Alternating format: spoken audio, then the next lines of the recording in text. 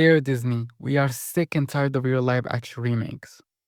You know that feeling when you rewatch your favorite childhood movie, hoping to relive the magic, and instead, it feels like someone just copy pasted your memory through a corporate filter, dulled all the colors, and somehow made it weirdly lifeless. Yeah, that's how Disney's live action remakes feel, and honestly, we are tired.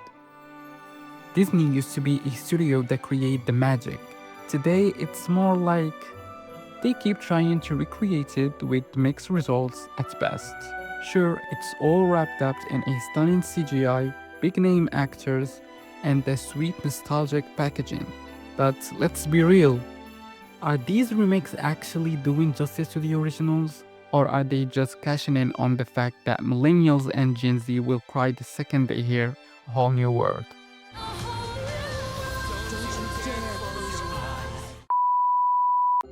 Let's talk about nostalgia, because Disney doesn't just tap into it, they milk it like it's their only cow. And to be fair, nostalgia sells. That's why Alice in Wonderland, Tim Burton style, made over $1 billion. Not because the story was better than the animated one, but because we all grew up with the original and the trailer looked trippy enough to make us curious. I need a pig here.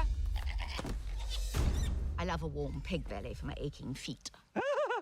Stop that. Then came a whole flood: Cinderella, Beauty and the Beast, Aladdin, The Lion King, and the list goes on. But here's the twist: Disney doesn't remake these films because they are creatively inspired. They do it because it's low risk. You already know the characters, you already love the songs, so even if the remakes flop artistically, which many do, it doesn't flop financially. It means no worries for the rest of your day. And this is where things start to fall apart. Disney doesn't just recreate the originals, they change key moments, supposedly to modernize them, but more often than not, the changes sucks the soul right out of what made those scenes iconic. In the original 1991 animated Beauty and the Beast, Gaston simply ties Morris up and has him taken away to the asylum. When he refuses to let Belle marry him, there is no direct attempt to kill him. You want me to throw her father into the asylum unless she agrees to marry you? Oh, that is despicable. I love it. However, in the 2017 live-action remake, Gaston is much darker. He abandons Morris in the woods and leaves him to die, showing a more violent and calculated side to his character. In the Lion King 1994 original animated film, Scar's Be Prepared is a full villain song with dramatic flair, dark visuals, and Nazi-inspired imagery. It clearly shows Scar's ambition, manipulation, and his plan to kill Mufasa. Now, what are you supposed to do? Kill Mufasa? Precisely. It's one of the most iconic songs of all time. Honestly, give Scar his Song of the Year Grammy Award. Whoa! Whoops! Yikes! However, in the 2019 live-action remake, Be Prepared is shortened and toned down. It's more of a speech with a musical element rather than a full song, and the visuals are less stylized and dramatic. Be prepared. The scene focuses more on Scar's justification for leadership rather than the outright theatrical villain performance. And no shade to Chiwetel Ejiofor who voiced Scar in the live action, but no one can come close to the original voice actor of Scar, Mr. Jeremy Irons. They haven't approached me yet. I don't know who else will play Scar. Maybe some whippersnapper. In the live-action Mulan, Disney changed so much of Mulan's character and story.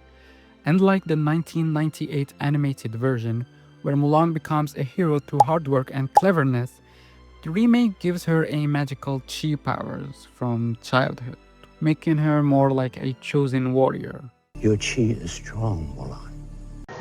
Okay. Whatever that means. The film removes Mushu, the musical numbers, and the romantic subplots with Li Shang, opting for a serious action-heavy tone focus on honor and destiny. Disney's 2025 live-action Snow White remake has faced significant criticism for its departure from the original 1937 classic. One of the biggest changes was the replacement of the seven dwarfs with CGI magical creatures. This decision sparked backlash from the dwarfism community, with actors expressing frustration over lost opportunities for representation and employment. It's a bad thing. I'm not agreeing with it. One, because what they're doing is pretty much you're replacing jobs that people could have as little people.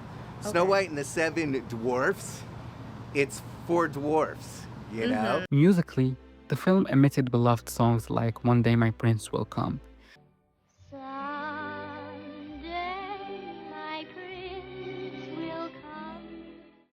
Replacing them with new compositions that many fans found less memorable.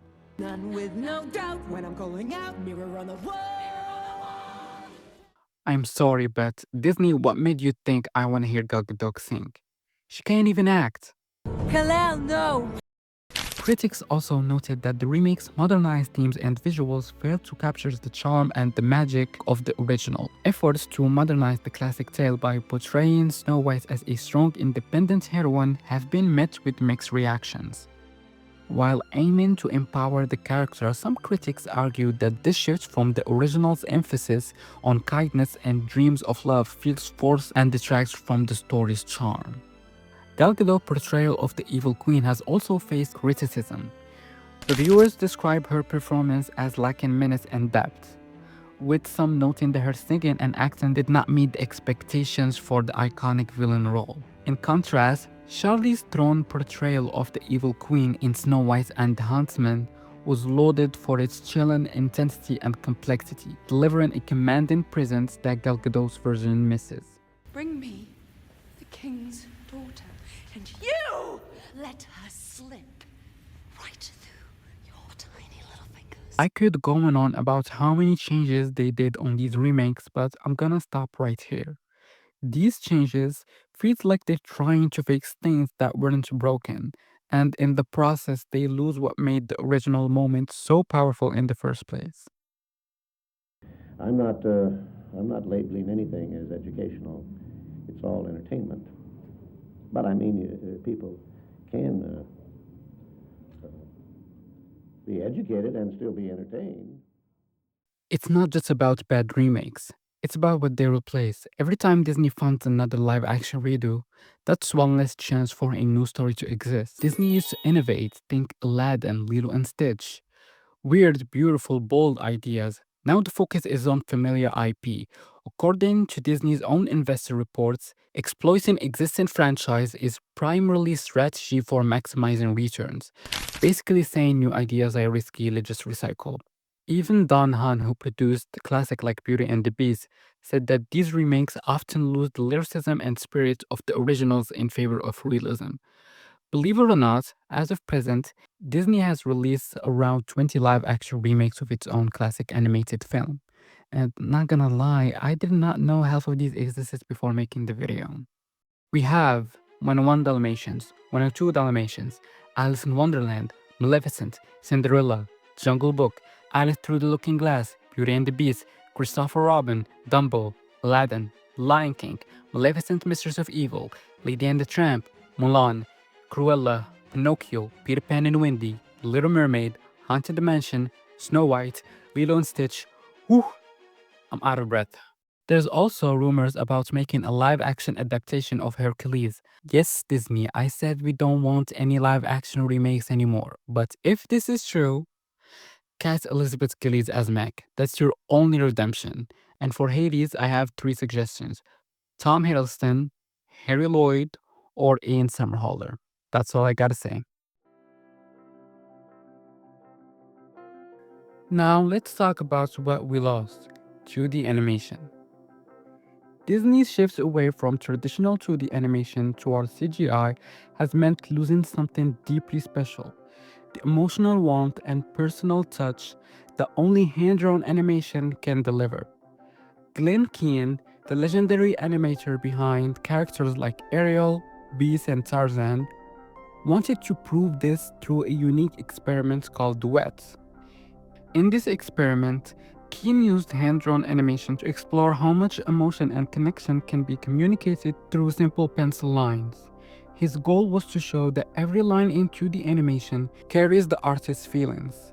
This raw expressiveness allows audiences to feel a genuine emotional bond that often lost in CGI, which tends to focus on realistic textures and effects over subtle human nuance. Through duets, Kian demonstrates why 2D animations isn't just nostalgic art form, but a powerful way to tell stories with heart, a power that Disney's move to CGI has unfortunately diminished.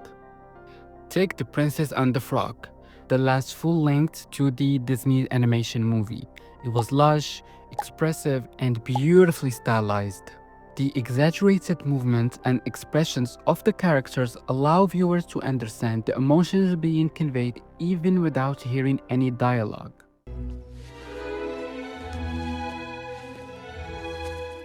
In contrast, the Lion King remake has lions that move like lions, which is realistic but also boring, because watching Beyonce's voice come out of an emotionless lioness face is jarring. It's going to be dangerous. Danger? Ha! I laugh in the face of danger. And casting big names in the industry just for their names doesn't do the characters any justice. And honestly, the movie feels like I am watching a bad documentary about lions. 2D Disney films are often celebrated for their authentic, hand-drawn artistry, with each frame painstakingly crafted to convey emotion and nuance. Each second of movement involves dozens of individual drawings, making it inherently more labor-intensive and organic. Classic Disney productions like The Lion King or Beauty and the Beast required years from storyboard to final frame, so that writers, directors, and voice actors could refine every nuance of story and performance. This extended timeline allows teams to iterate extensively on characters' arc and emotional beats, resulting in the kind of timeless, heartfelt storytelling Disney 2D is known for.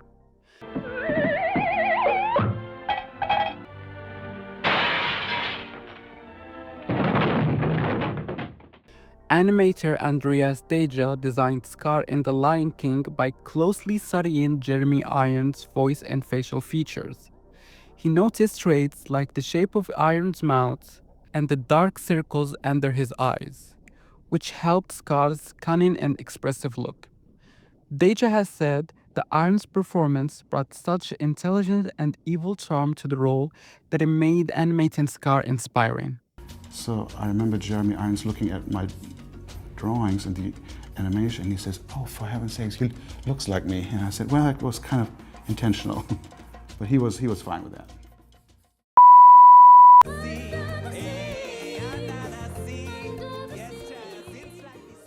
To be clear, representation matters, but there's a difference between diversity and diversity theater.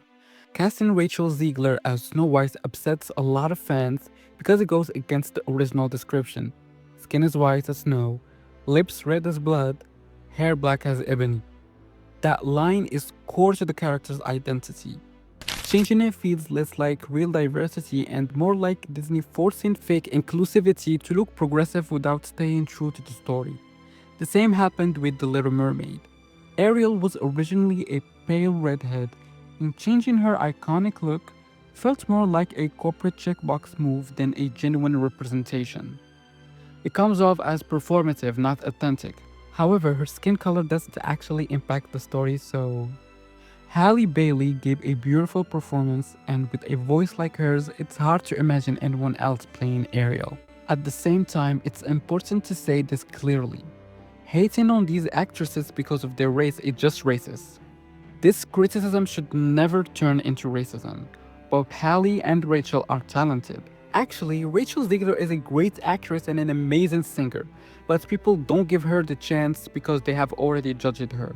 And one of my favorite performances of her was in The Hunger Games: The Ballad of Songbirds and Snakes. Oh, is that bottle there for me? Oh, come on, y'all. You know I gave up drinking when I was 12. That's to clear my pipes, y'all, to clear my pipes. Now, how about a song, huh?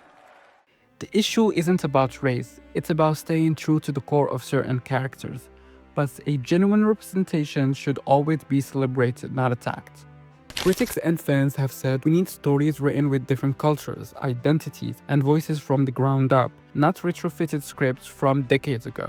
That's why Moana and Coco, even though they are 3D, which I'm not the biggest fan of, but they were interesting.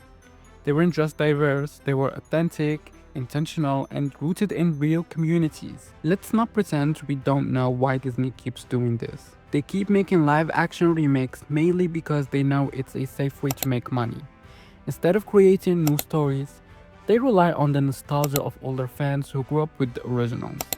These remakes often don't add much creatively, but they still make huge profits because people are curious to see their childhood classics reimagined.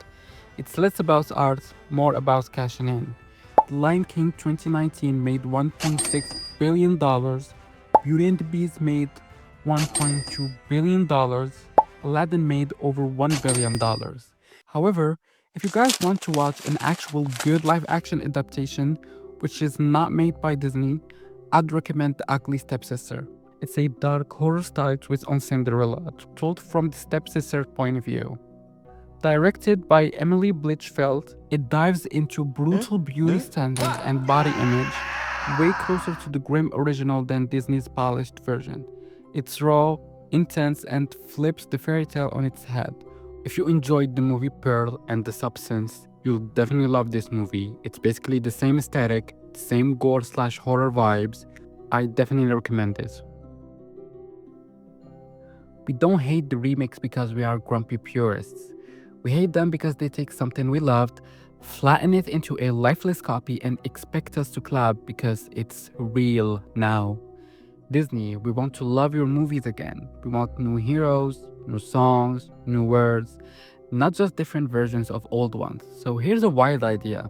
Stop digging up the past and start creating the future again. Thank you very much.